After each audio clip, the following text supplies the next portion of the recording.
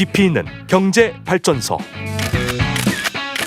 시민과 함께 공부하는 경제 시사 프로그램 경제발전소 박연미입니다.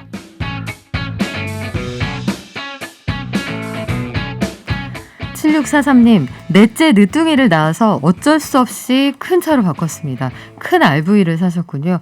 장모님까지 모시고 다니려면 이것도 좁습니다. 인정. 이 정도면은 타셔야죠. 예, 이 정도면 타셔야 됩니다. 그리고 넷째 늦둥이, 축하드립니다. 대단하시네요. 그리고 의견이 전 좀 달라요. 이런 분들도 계세요. 자동차는 성능도 있지만 여유, 심미적인 감성을 보여주는 겁니다. 이런 의견도 있는데요. 분명히 그렇습니다. 모빌리티 쇼에서도요, 기능적인 측면을 강조하지만 모양이 굉장히 예쁘더라고요. 디자인의 그 신미성도 놓치지 않는 차들이 많습니다. 그래서 사진들을 한 번쯤 보시는 거는 요거는 좀 학습도 되고 재미도 있으실 것 같아요.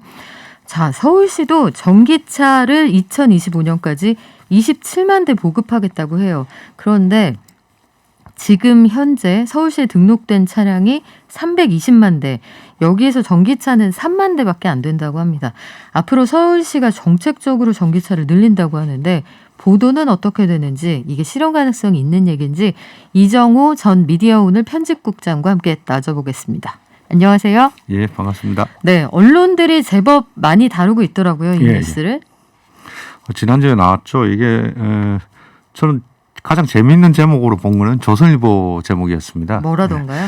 서울시 신규 택배차는 전기차만 허용. 이건 이제 서울시가 할 수 있는 거죠. 네.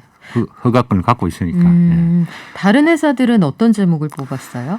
동아일보나 이런 데는 그냥 단순하게 의미를 전달하는 거예요. 서울시가 2025년까지 전기차를 27만 대 늘리겠다. 이런 식의 이제 제목들이 대부분이었습니다. 그렇군요.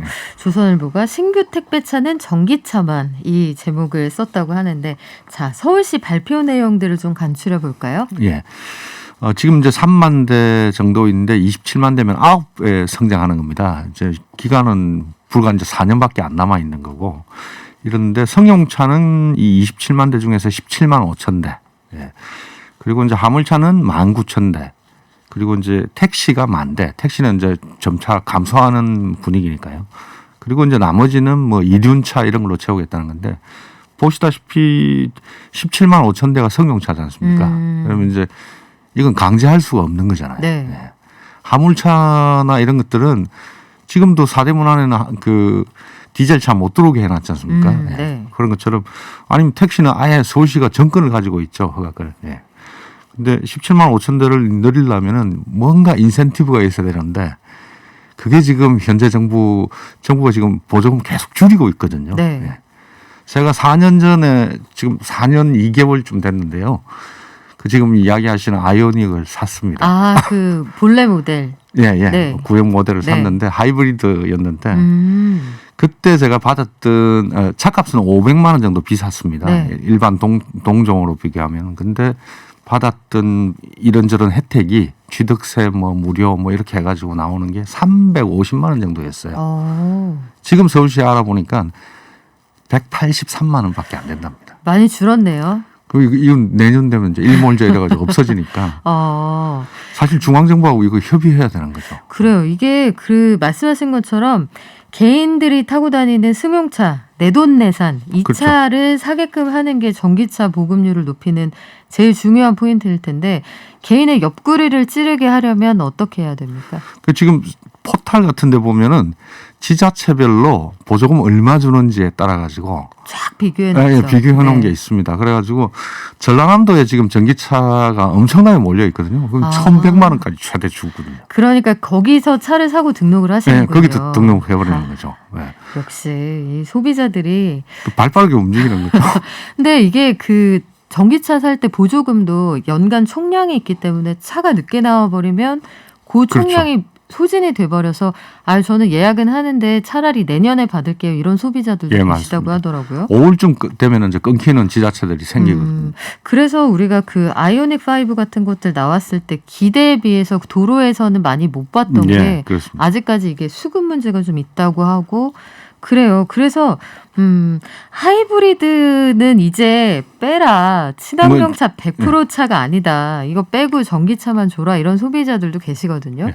이런 의견은 어떠세요? 두 가지 문제가 있는데요. 일단 산업적인 측면에서 자동차 산업 자체로 전후방으로 먹고 사시는 분들이 한 100만 명 넘는 건 아실 겁니다. 근데 이 100% 전기차로 가버리면 하이브리드 안 해버리면은 엔진이 필요 없기 때문에 네. 인력이 그렇게 필요하지 않습니다.